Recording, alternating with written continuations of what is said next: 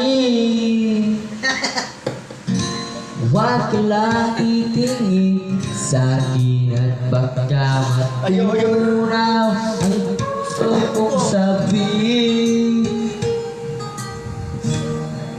Sa iyong ngiti, ako'y nahuhumaling. At sa tuwing ikaw ay gagalaw, ang mundo tumitigil para lang sa'yo. Ang hawit na puso, sana'y mapansin mo rin ang lihim ko pagtingin. Loy, ikaw Loy. Alay, pangiba doon eh. Bakit ba ikaw?